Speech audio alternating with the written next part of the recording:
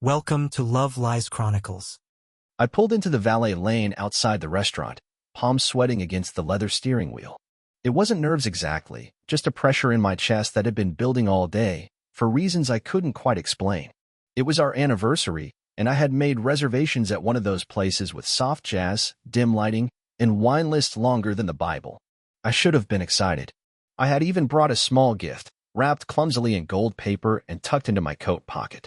But something inside me felt off. The hostess greeted me with that polished smile they teach in training manuals, and I gave her my name. She guided me to a table near the front window, one of those corner spots people request weeks in advance. My wife wasn't there yet. That was strange. She was never late, not for this kind of thing. I sat down, nodded politely as the waiter poured a glass of water, and tried not to check my phone every 30 seconds. When she finally walked in, my first thought wasn't she looks beautiful, although she did. It was, why does she look like she's going to a gala, not dinner with her husband? Her dress shimmered under the chandeliers, and her lipstick was bolder than I'd ever seen her wear. Her entrance drew eyes. Men turned. A few women did too. She noticed. And for the first time in a long while, I didn't know who she was trying to impress. "Hey," I said, standing up to greet her. She kissed my cheek lightly, like someone brushing against a stranger in a crowd. "Sorry I'm late." "Traffic," she said, sliding into her seat without meeting my eyes. I sat across from her, trying to ignore the way her gaze kept drifting not toward me, but toward the entrance, then the bar, then back to her phone. She wasn't scrolling like she normally did. She was waiting, watching. "How was your day?" I asked, trying to bridge the distance between us. She blinked, like I had spoken a foreign language. "Hectic. You know how it is." "No, I didn't. Not tonight. Not on our anniversary." But I nodded anyway. The waiter returned with menus, and she barely glanced at hers before setting it down.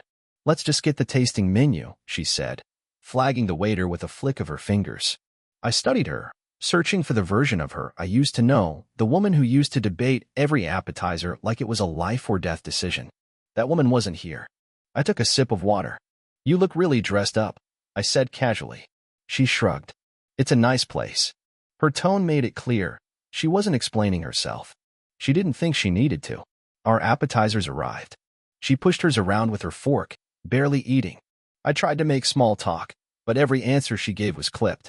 I tried to laugh, to lighten the mood. She smiled, but it didn't reach her eyes. I knew that smile. I'd seen her use it on clients and people she didn't like. And then it happened. Her phone buzzed on the table, screen lighting up for half a second before she snatched it and flipped it upside down. I didn't see the name, but I saw her face. She wasn't startled. She wasn't irritated. She was pleased. I leaned back, folding my napkin carefully on my lap, pretending not to notice. "Expecting someone?" I asked, keeping my voice neutral. "No," she said, too quickly. "Just a friend." The second course came. She barely touched it. Her eyes kept flicking toward the front entrance. And that's when it started to make sense. She wasn't late because of traffic. She hadn't dressed up for me. She wasn't distracted because of work. She was waiting for someone. At first, I thought I was imagining things. But when he walked in tall, smug, with that look people wear when they think they own every room they step into, I felt it in my gut. I'd seen him before, once, maybe twice. One of those forgettable types who think they're unforgettable. He spotted our table instantly, and he walked toward it like he belonged there. My wife didn't flinch. She didn't seem confused or worried or caught off guard. She smiled. Not at me. At him. "Hey," he said, voice too familiar. "Hope I'm not late." I stared at him, then at her. She didn't introduce us. She didn't explain. She just sat there, like this was all perfectly normal. He pulled out a chair from the next table and dragged it over, making himself comfortable between us like it was his spot all along. That's when the waiter returned, pausing awkwardly as he saw the new addition. "Everything all right, sir?" he asked me. I didn't answer, because I was watching the man pull something from his coat pocket. A slim, silver object. A pen? No. A box. Jewelry.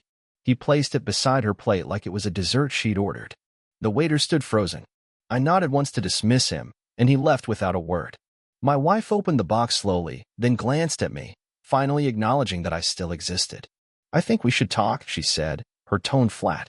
The man beside her didn't look at me. He just sat back, hands folded like he was waiting to see how the show would unfold. She opened her mouth again, probably to deliver some rehearsed line about needing space, about us growing apart, or whatever nonsense people say when they've already moved on. But she didn't get the chance. Because the man finally turned to me, I was gleaming with that smugness I had seen once before. "Listen," he said, leaning in just slightly, his voice low but clear, "you can walk away. Or you can bleed." That's when everything changed.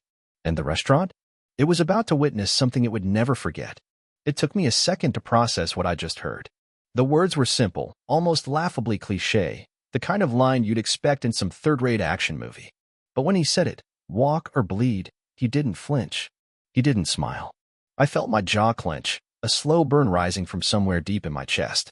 He thought he had the upper hand because he got there first, or he brought the gift. But what he didn't know, and what she had clearly forgotten, was that I wasn't the kind of man who made scenes.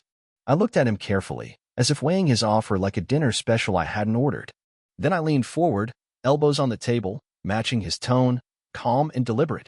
"You choose," I said, voice low. "Teeth or ribs?" His smirk faltered for the briefest second, just long enough to show me that he hadn't expected that. He thought I'd break, storm out, yell. But I wasn't built for retreat.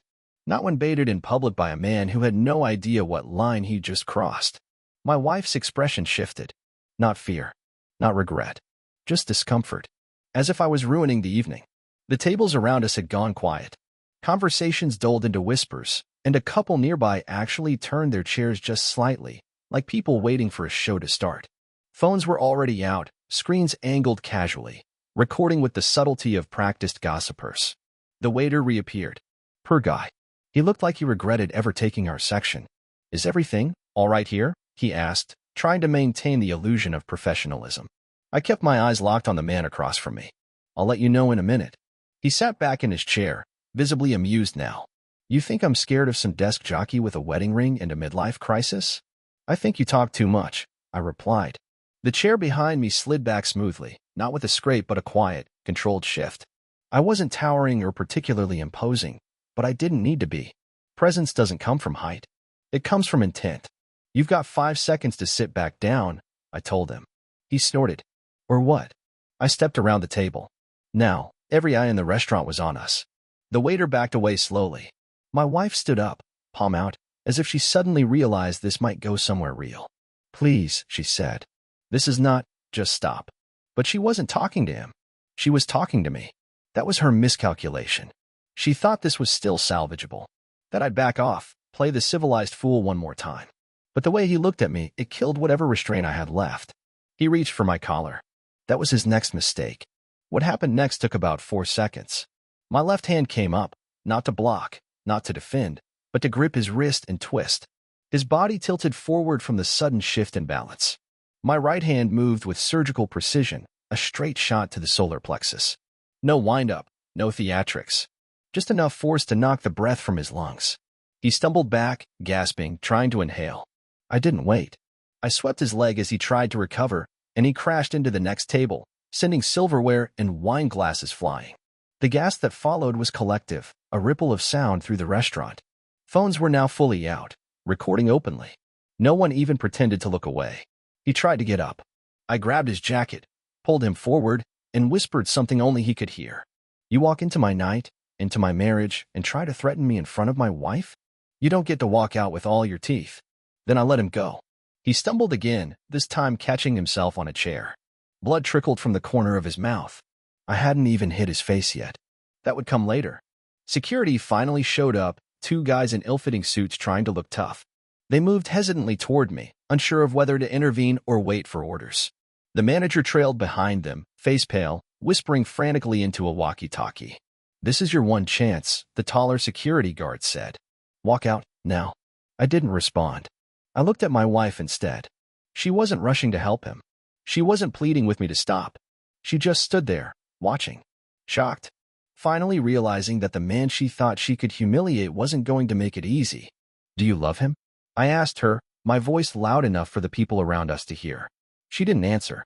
Then she said, almost under her breath, "You're making a scene." That was all I needed to hear. "You brought this circus." I just lit the tent. I turned to the man still hunched over the broken tableware. "One more word from you, and you'll need a dentist and a surgeon." Then I adjusted my sleeves, walked to the nearest empty table, picked up a linen napkin, and tossed it gently onto the ground beside him. That's for your dignity. If you can find it under all that ego. I turned to the manager. Send the bill to my table. I'm done here. And I walked out, not with haste, just calm, measured steps through a room that would never forget what they'd seen. Outside, the valet scrambled to retrieve my car, fumbling the keys, trying not to stare. As I slid behind the wheel, I saw the restaurant door swing open in my rearview mirror. He didn't come out. She did. Alone. But it wasn't over yet. Not even close. And what came next would make sure that everyone remembered. She stood there just outside the restaurant doors, one heel slightly tilted, as if unsure whether to follow me or vanish back inside. The night air clung to her skin, her shoulders tense. I didn't give her the chance.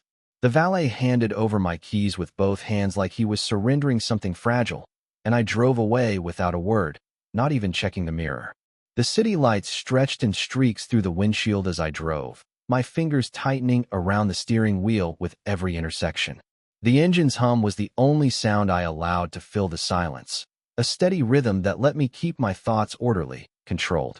I wasn't furious, not in the way most people might expect. Rage is loud. I was something else entirely, collected, focused like a scalpel. What had happened in there wasn't an outburst. It was a statement, and I wasn't finished. By the time I pulled into the lot outside my storage unit, the place was nearly deserted. Just one flickering overhead light and the mechanical clank of the access gate rolling back. I had been planning this for weeks, long before I saw the signs that something was off. Before her attention drifted.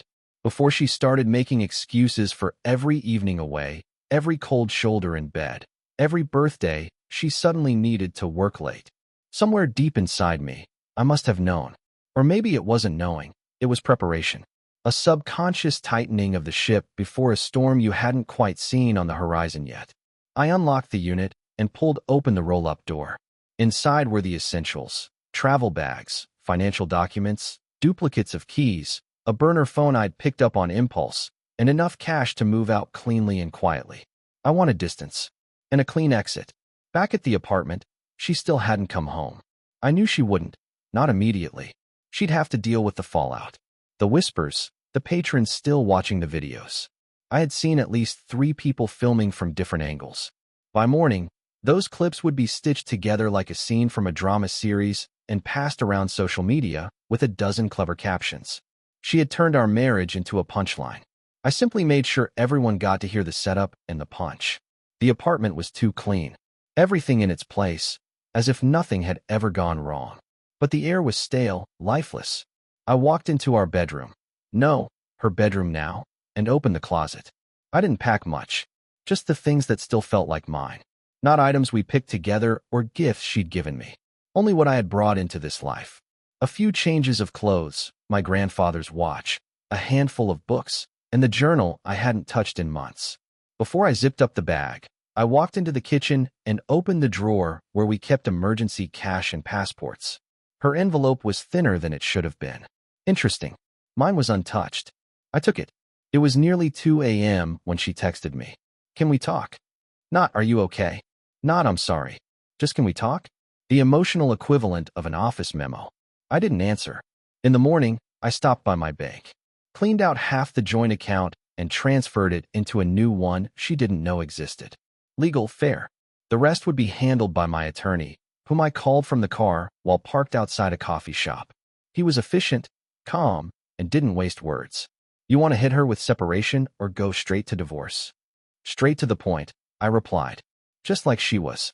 By noon, I'd spoken to a realtor about listing the apartment. I gave him my side of the story because I wanted clarity. He was more than eager to help. Divorce drama sells fast, especially in real estate. That afternoon, I returned to the restaurant. I walked in wearing the same clothes from the night before, a quiet assertion that I wasn't here to impress. The hostess from the previous evening blinked when she saw me, color draining from her face like she expected me to cause another scene. I'm here to speak with your manager, I said plainly. He came up moments later, same man who'd hovered awkwardly during the chaos, still clearly rattled. Sir, I want to apologize for what happened last night. We've reviewed our footage, and we'll cooperate if authorities. I raised a hand. I'm not here to press charges. I'm not filing anything. But I want you to do something for me. His brow furrowed. I want a copy of your surveillance from last night. Every angle.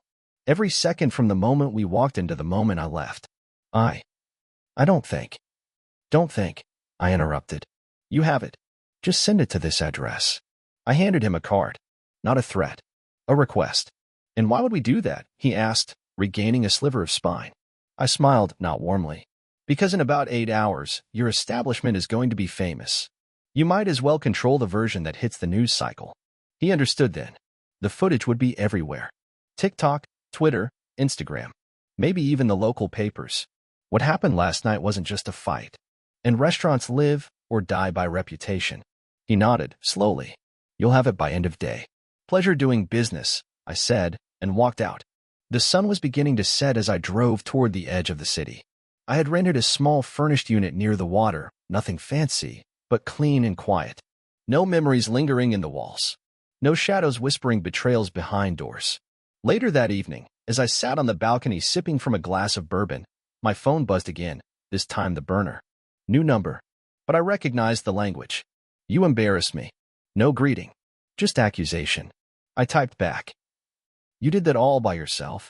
I just made sure no one missed it. The moon hung low over the water, reflecting off the ripples like fractured glass.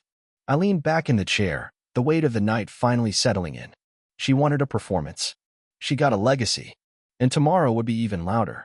By morning, the story had already traveled farther than I expected. My name wasn't trending. Thankfully, I hadn't been tagged in any of the videos. But the restaurant's name was all over the place. Local food blogs picked it up first, followed by a few viral accounts known for dramatic clips captured in public places. Each version had its own flavor: dramatic music, slow-motion replays, captions like, "When the husband's not the fool she thought he was," or "This is how you drop the mic in real life." They didn't know who I was. Some labeled me the guy in the gray button-down. Others called me Table 14. A few speculated I was a Navy SEAL or some kind of MMA fighter. I just knew how to stand my ground without flailing. The footage was unmistakable. Her lover's smug face turning pale. His knees buckling. My line, "Teeth or ribs," had already become a meme, captioned over everything from boxing clips to movie stills. People who had no idea what really happened had turned it into entertainment. And her? She was in the eye of the storm. The man she betrayed me with, the same man who couldn't stay on his feet when confronted, was now an involuntary internet celebrity. His face, frozen mid-fall, was plastered across comment sections with hashtags. I didn't post any of it. The world was handling that part on my behalf. Meanwhile, my wife, or should I say, soon-to-be ex, was left trying to salvage whatever remained of her image. She called again. Left voicemails filled with fragments of explanations, half-hearted apologies, and a lot of deflections. It wasn't what it looked like. I was confused. He came on strong. I didn't expect him to show up. Every excuse landed with the same thud. I didn't bother replying. Instead, I focused on dismantling the life we had built. My attorney had already filed the paperwork. Served her at her office, mid-meeting. I didn't want drama, but I wasn't going to grant her the privacy she denied me.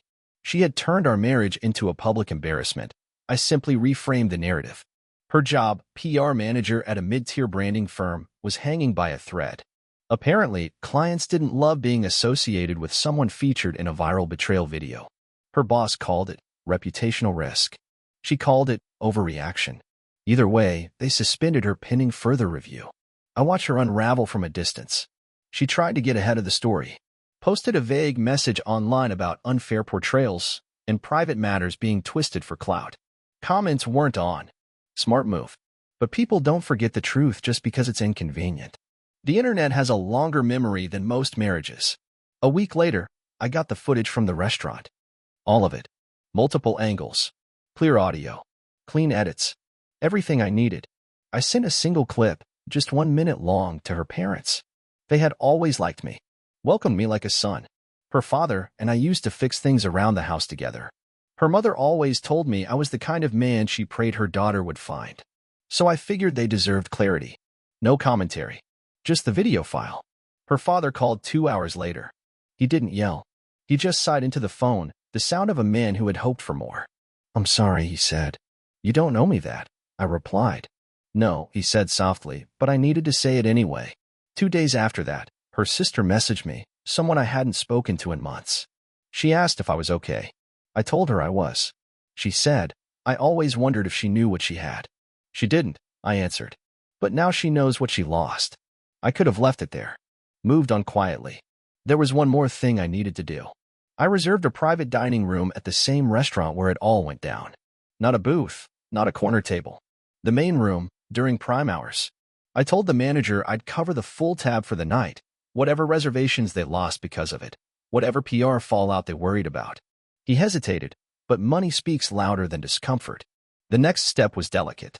I had a mutual friend, someone who still spoke to her, someone she trusted. I asked him to relay a message. Just this. He wants to talk. Just dinner. One night. A chance to end things properly. She took the bait. She showed up in black, sleek and contrite. Not a hair out of place, not a word out of line. She looked around nervously as the hostess led her through the room. I had made sure she arrived second. Always arrive second when you're being judged. I stood as she approached, gestured to the seat across from mine. Thanks for coming, I said. She tried to smile, but it faltered under the weight of everything that hadn't been said yet. We ordered. Light fare. Wine. Small talk began, strained and awkward. She started apologizing again, trying to rewrite the past in softer terms. That's when I reached into my jacket. She tensed, but I didn't pull out a weapon. I pulled out a manila envelope. Inside, the divorce papers, a copy of the footage, and a signed statement from the restaurant verifying the events of that night for legal purposes. She stared at it. What is this? Finality. She opened the envelope, fingers trembling. This is public, she said, I scanning the letter. It already is, I said. This just makes it official. You're going to ruin me. You already did that part. She tried to argue, but it didn't matter anymore. I stood, buttoned my jacket, and looked her in the eye one last time. You made your choice, I said. I just made mine. And as I walked out of that room, leaving her alone under the same chandelier where it all started, I knew without a shred of doubt. Tomorrow, I'd wake up lighter. Because the man who walked into that restaurant weeks ago wasn't walking out. I was someone new now, and the world would remember that night forever. The days following that final dinner felt strangely calm, because the chaos had a direction now. Everything that needed to be said had been laid out, not in a screaming match, not in a flurry of accusations, but with unmistakable clarity. She didn't reach out again. Not through messages, not through friends. Nothing. It wasn't silence fueled by acceptance, it was the quiet panic of someone who'd finally realized the outcome couldn't be controlled anymore. Her social accounts gradually dimmed. The posts slowed, then stopped. The man she had brought into our lives, the one who thought threats and posturing could replace substance, had tried to salvage what little dignity he had left. I heard, through someone at his gym, that he stopped showing up. Some people speculated he moved out of state. Others joked he switched to yoga after getting corrected so efficiently. Whatever the truth was, it didn't matter. I focused on rebuilding from a clearer understanding of what I needed and what I'd allowed for too long.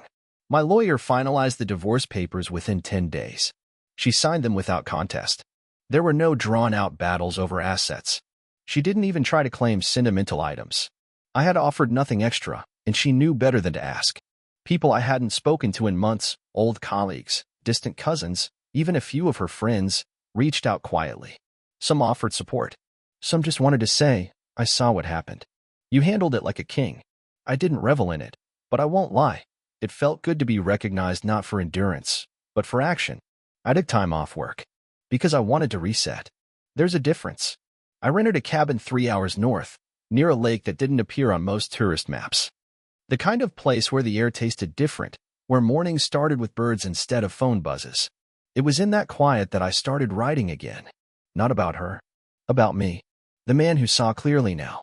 The one who remembered what it felt like to sleep without tension, to walk into a room without analyzing every glance, every tone of voice.